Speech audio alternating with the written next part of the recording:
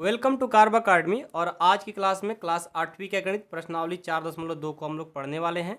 सबसे पहले आपको बता दें कि जो आज हम पढ़ाएंगे जिस मेथड से, ये मेथड से हम तो पढ़ाते नहीं है, लेकिन आज का जो क्लास होगा इसी मेथड से आपको पढ़ना होगा। इससे पहले वाला क्लास भी हमने 4.1 को भी जस्ट ऐसे ही पढ़ाया था, और 4.2 को भी मैं इसी मेथड से पढ़ा रहा हूँ, जो कि आपको देखने वाले हैं। ठीक है, तो सबसे पहले आपको बता दें कि देखिए इसमें क्या है कि जो हमारा 4.1 और 4.2 था, इसमें बहुत लिखने वाला क्वेश्चन है, तो लिखने में हमारा टाइम बहुत ज़्यादा बर्बाद हो जाता है। तो हमने सोचा कि पहले से ही सारे चीज़ मटेरियल तैयार कर लेते हैं और आप लोग को कम समय में जल्दी प्रश्नावली को ख़त्म करेंगे, क्योंकि प्रश्नावली सारे आसान है, लिखने में ज़्यादा टाइम बर्बाद होता है। एक प्रश्नावली को यदि हम लिख लिख करके बनाएंगे तो कम से कम जो 15 मिनट का काम होने वाला है वो कम से कम 1 घंटा 20 मिनट लग जाएगा। इसलिए मैंने कोशिश ये किया है कि आप लोग को पहले से मटेरियल तैयार करके और आप लोग को पढ़ा दें। समझ गए बात को? ऐसा मत करना कि सर आप मेथड पढ़ाने के लिए चेंज कर दिए हो, नहीं, ऐसा कुछ नहीं है। ये लिखने में बहुत ज़्यादा टाइम बर्बाद होता है, इसलिए मैंने ऐसे पढ़ाने की आज कोशिश किया। ठीक है, चलिए, तो पहला प्रश्न है कि इन प्रयोगों में आप जो परिणाम देख सकते हैं उन्हें लिखिए। देखिए यहाँ पर एक पाई चार्ट है, ए है, डी है, सी है, बी है।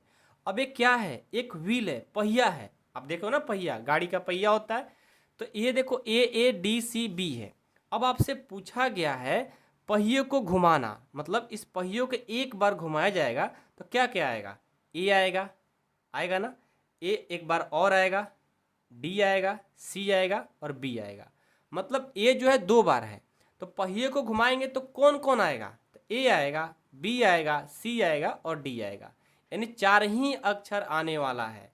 तो पहिए में ए बी सी और डी कुल 4 अक्षर हैं, अतः यहाँ कुल 4 परिणाम होंगे। ये टोटल संख्या नहीं पूछ रहा है कि 1 2 3 4 5, नहीं, बस आपको उसको घुमाने पर क्या क्या लेटर आने वाला है ये बताना है। समझ गए? चलिए, दूसरा प्रश्न है इसका बी, 2 सिक्कों को एक साथ उछालना। अब देखो 2 सिक्का है, अब 2 सिक्का को एक साथ उछालना है। पहले तो आप ये समझो कि एक सिक्का को उछालते हैं तो एक पाता है हेड या तो टेल, ऐसा थोड़ी कि हमेशा हेड ही आएगा। या तो जब आप सिक्का को उछालते हो, आप क्रिकेट खेलते होंगे ना, तो जब क्रिकेट खेलते हैं तो हम लोग उस टाइम पे क्या करते हैं, टॉस करते हैं। तो टॉस करते समय या तो हेड आएगा या तो टेल आएगा। समझ गए? अब हेड या टेल, अब यहाँ पर बोला है 2 सिक्का, एक सिक्का का बात नहीं किया। जब एक सिक्का रहेगा तो हेड या तो टेल आ सकता है, लेकिन 2 सिक्का का बात किया है तो 2 कंडीशन होगा, या तो दोनों पर हेड हेड आ जाएगा, या हो सकता है हेड और टेल आ जाएगा, या हो सकता है टेल और हेड आ जाएगा, या तो दोनों पर टेल टेल आ जाएगा। 4 कंडीशन बनेगा। समझ गए? जब 2 सिक्कों को उछालोगे तो हो सकता है दोनों सिक्का पर हेड हेड आ गया, हो सकता है एक पर हेड आएगा और एक पर टेल आ जाएगा, ये भी हो सकता है कि एक पर टेल और एक पर हेड आ गया होगा, और ये भी हो सकता है कि दोनों पर टेल आ जाएगा। तो टोटल कंडीशन कितना बना, 1 2 3 4। तो मैंने यहाँ लिखा है कि जब 2 सिक्कों को एक साथ उछाला जाता है तो संभावित परिणाम जो होगी ये 4 होंगी, जो कि मैंने लिख दिया और समझा भी दिया। समझ में आ गया पहला प्रश्न? कोई दिक्कत है? चलिए, अब प्रश्न संख्या 2 ये बोला है, ध्यान से समझना। जब एक पासे को फेंका जाता है तब निम्नलिखित प्रत्येक घटना से प्राप्त होने वाले परिणामों की लिखिए, परिणामों को लिखिए। अब बहुत सारे लोग पासे नहीं जानते कि पासा होता क्या है। पासा जानते हो? जानते हैं, बस आपको नाम नहीं पता है। अरे जब आप लोग ये लीडो का नाम से तो आप लोग सब जानते हो, लीडो किंग। तो लीडो जो खेलते हो उसमें जो नहीं होता है ये वाला, उसमें 1 होता है, 2 होता है, 3 होता है, 4 होता है, 5 होता है और छक्का होता है ना। तो इसमें देखो तो क्या क्या होता है, 1 2 3 4 5 6, ये होता है पासा। पासा में ये चीज़ होता है। ठीक है, अब हमसे बोला गया है कि इस पासे में, ये जो पासा है ना, ये देखो पासा है, सबको मैंने लिख दिया है कि एक अभाज्य संख्या, अभाज्य संख्या किसको बोलते हैं, जो 2 से भाग ना लगे। ठीक है, तो 1 3 और 5, इस पासे में 1 और 3 और 5 जो है अभाज्य संख्या है। तो इसका बोला है क्वेश्चन में कि एक अभाज्य संख्या बताइए पासे में, तो उसका परिणाम क्या क्या होने वाला है, एक नहीं, अभाज्य बोला है ना, देखो मैं भूल ही गया था, अभाज्य बोला है। अभाज्य का मतलब जो होता है कि एक से और अपने खुद से भाग लग जाए, तो एक कभी भी अभाज्य संख्या नहीं होता है। अभाज्य संख्या 2 होगा, 5 होगा और 3, ये 3 ही होने वाला है, एक नहीं होगा। एक क्यों नहीं होगा भाई? मैंने बोला परिभाषा में कि अभाज्य संख्या उसे कहेंगे जो एक से भाग लग जाए या खुद से भाग लग जाए। अब एक कैसे हो सकता है भाई? एक तो भाग लगेगा एक से, अब खुद से तो लगने वाला है नहीं, इसलिए एक को अभाज्य नहीं बोला जाता है। तो 2 है, 3 है और 5 है। एक अभाज्य संख्या का परिणाम क्या क्या होगा? एक छक्का वाला में, पासा वाला में 2, 3, 5। एक अभाज्य संख्या नहीं, अभाज्य संख्या नहीं होना है, तो अभाज्य संख्या नहीं कौन होगा भाई? जब 2, 3, 5 अभाज्य है, नहीं वाला क्या होगा? 1, 4, 6 हो जाएगा, 1, 4, 6 हो जाएगा। समझ गया? अब देखो दूसरा प्रश्न है कि 5 से बड़ी संख्या। अब एक पासा में 1, 2, 3, 4, 5, 5 से बड़ी संख्या क्या है? सिर्फ 6 है, यानी 6 हो जाएगा। 5 से बड़ी एक संख्या नहीं, मतलब 5 से सब छोटी नहीं, 5 से कि 6 से? हाँ, 5 से छोटी, 1, 2, 3, 4, 5 हो जाएगा। ठीक है, 5 से बड़ी नहीं होना चाहिए, तो 6 सिर्फ नहीं होगा, बाकी सब हो जाएगा। छोटी नहीं, उससे मतलब 6 से छोटा की बात किया है। 5 से बड़ी एक संख्या नहीं, मतलब 5 से बड़ा नहीं होना चाहिए, 5 तक हो सकता है। समझ गए? कोई दिक्कत है किसी को? चलिए, तो प्रश्न संख्या 2 भी हमारा कंप्लीट हो गया। अब तीसरा प्रश्न देखिए। तीसरा प्रश्न भी बहुत आसान है, ध्यान से देखिएगा। ज्ञात कीजिए प्रश्न 1 का ए में सूचक के डी पर रुकने की परिकता। अच्छा, मैंने जो प्रश्न संख्या 1 को फेंक दिया था, फिर से उस क्वेश्चन को पूछा गया है। आइए, ये देखिए AADCB है और हमसे कहा है कि प्रश्न 1 के ए में सूचक में डी पर रुकने की परिकता। देखो तो पहले इसका टोटल, परिकता का मतलब क्या होता है पहले समझ लो। परिकता का मतलब होता है एनी बाटा एनएस, मतलब कि जो घटना घटेगा उसको ऊपर और नीचे टोटल घटना। जैसे यहाँ बोला है कि डी पर रुकने वाला, डी जो मतलब जिसका बात किया जा रहा है कि ये बताओ, जैसे डी का बात किया था, डी का क्या परिणाम है? डी इसमें कितने बार आया? 1 बार आया है। और टोटल ये कितने बार है? 1, 2, 3, 4, 5, ये टोटल घटना 5 है। और घटना जो घट रहा है उसका परिकता पूछा जाएगा तो सिर्फ उसको गिनेंगे। तो क्या है? डी कितने बार है? 1 बार। और टोटल घटना कितना है? 1, 2, 3, 4, 5 बार। ये हो गया 1/5। समझ गए? तो चलिए लिखेंगे। पहिए में A, B, C और D कुल 5 अक्षर है, जिसमें D केवल 1 बार आया है, तो D के रुकने का परिकता क्या होगा? 1/5 हो जाएगा। समझ गए? 1/5 हो जाएगा। कोई दिक्कत है किसी को? नहीं ना?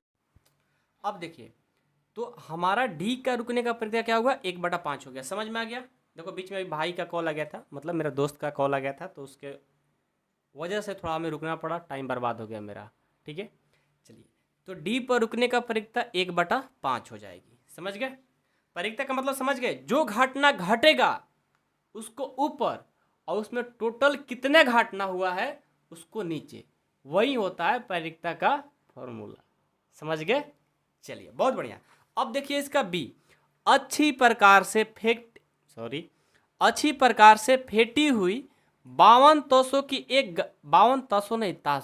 52 तासों की एक गड्डी में 1 इक्का प्राप्त करने की परिकता क्या होगा? देखो सीधा बात है, ताश खेलते हैं गांव में लोग, शहर में भी खेलते होंगे। ठीक है, ताश देखे हो ना, उसमें कितना पत्ते की संख्या होती है भाई?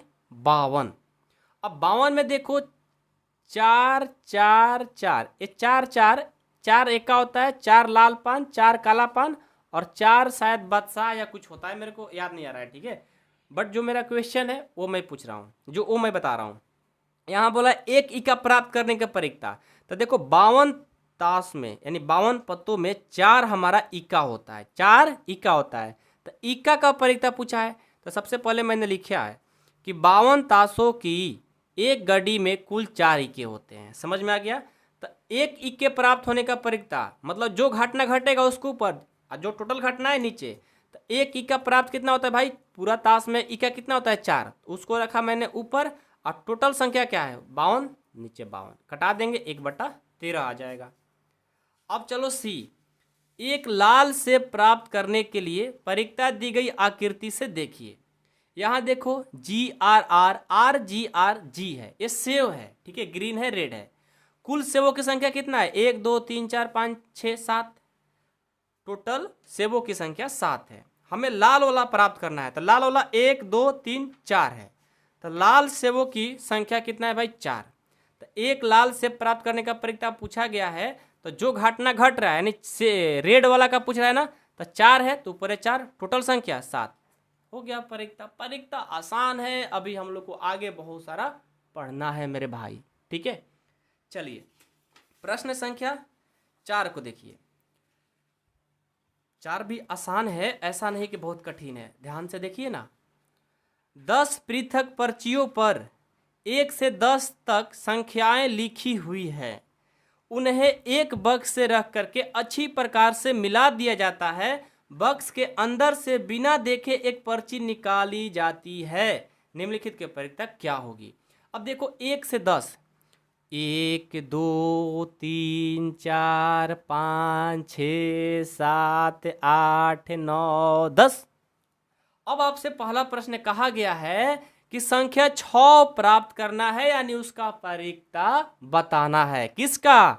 6 का। ये देखो 6 है, ये घटना घट रहा है यानी कितना? 1 है, और टोटल घटना 10 है, तो 6 का प्राप्त होने का परीक्षा, जो घटना घट रहा है उसको ऊपर और टोटल संख्या को नीचे। ये हो गया 1/10। दूसरा है 6 से छोटी एक संख्या प्राप्त करना है। 6 से छोटी क्या होगा भाई? 1 2 3 4 5, टोटल घटना कितना घट रहा है? 5, तो उसको रखेंगे ऊपर, और टोटल घटना कितना है? 10, तो उसको रखेंगे नीचे। तो 6 से छोटी एक संख्या प्राप्त करने का परीक्षा 5/10 हो गया, कटा दोगे 1/2 हो जाएगा। अब 6 से बड़ी एक संख्या प्राप्त करना है। 6 से बड़ी 1 2 3 4, 4 है, तो अतः 6 से बड़ी एक संख्या प्राप्त करने की परीक्षा 4/10 हो गई। अब क्या करेंगे? इसको कटा देंगे, 2/5 आ जाएगा। मतलब जो घटना घट रहा है उसको ऊपर, जो टोटल घटना है उसको नीचे, 4/10 यानी 2/5 आ जाएगा, कटा दोगे तो, ठीक है ना। चलो भाई, इसका चौथा प्रश्न, एक अंकों की एक संख्या प्राप्त करना है। एक अंकों की, एक अंक वाला संख्या कौन करना है भाई? देखो तो 1 है, 2 है, 3 है, 4 है, 5 है, 6 है, 7 है, 8 है, 9 है, 10 तो 2 अंक वाला हो गई। तो टोटल संख्या कितना है घटना घटने वाली? 9, तो उसको रखेंगे ऊपर और टोटल को नीचे, 9/10 हो गया। कितना आसान है आप खुद सोच सकते हैं। 1 घंटा का काम मैं 10 से 15 मिनट में करा दे रहा हूँ, आप खुद सोच सकते हो। लेकिन इसके पीछे मैंने मेहनत किया हूँ, इसको लिखने में क्वेश्चन को बहुत मेहनत लगा है। तो वीडियो को लाइक करना, जितना हो सके अपने दोस्तों में शेयर भी कर देना, ठीक है। चलिए पांचवा प्रश्न है, यदि आपके पास 3 हरे त्रिज्यखंड, एक नीला त्रिज्यखंड और एक लाल त्रिज्यखंड वाला एक घूमने वाला पहिया है, तो एक त्रिज्यखंड प्राप्त करने की प्रक्रिया क्या है? ऐसा त्रिज्यखंड प्राप्त करने की प्रक्रिया क्या है जो नीला न हो? 2 क्वेश्चन है। सबसे पहले देखेंगे कि टोटल घटना कितना है। तो कुल त्रिज्यखंडों में यानी क्या क्या है? 3 हरे हैं, एक नीला है, एक लाल है, तो टोटल कितना हुआ? टोटल 5 संख्या हो जाएगा। 3 1 4 और 1 5, 5 हो गया। अब 5 टोटल घटना घट रहा है। हमसे पहले पूछा गया है कि एक त्रिज्यखंड, देखो किसका भाई, किसका बोला गया है? शायद नीला का बोला गया होगा, मैं यहाँ पर गलती से लिखा नहीं हूँ।